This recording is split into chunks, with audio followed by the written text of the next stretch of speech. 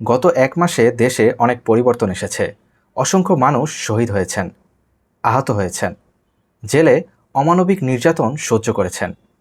এত এত ছাত্র জনতার ত্যাগ এবং কষ্টের বিনিময়ে আমরা বাঙালিরা আরেকবার স্বাধীনতার স্বাদ উপভোগ করলাম।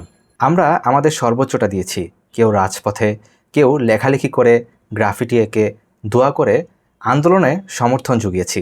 এরপর আল্লাহ আমাদের সাহায্য করেছেন, স্বৈরাচারকে উৎখাত করেছেন। এই জন্যই আল্লাহ বলেছেন, তিনি কোনো জাতির অবস্থা পরিবর্তন করেন না যতক্ষণ না তারা নিজেরা নিজেদের অবস্থা পরিবর্তন করে।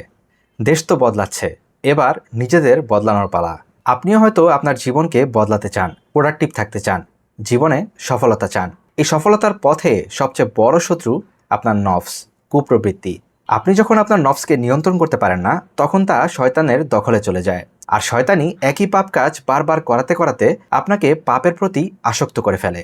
যেমন পণ আসক্তি।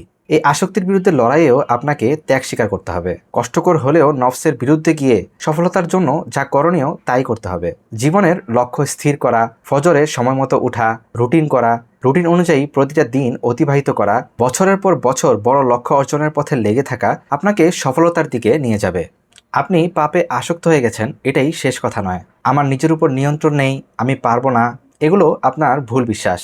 প্রথমত আপনাকে দৃঢ় প্রতিজ্ঞা করতে হবে। নফস এবং শয়তানের বিরুদ্ধে লড়াইয়ে যা করা লাগে আমি তাই করব, এই বিশ্বাস অন্তরে ধারণ করতে হবে। নিজের সর্বোচ্চটা দিয়ে নিজের উন্নতির জন্য মাঠে নেমে পড়তে হবে। এই পদক্ষেপই আপনাকে জয়ের পথে এগিয়ে নিয়ে যাবে। আল্লাহ আপনাকে সাহায্য করবেন, আপনি সফল হবেন।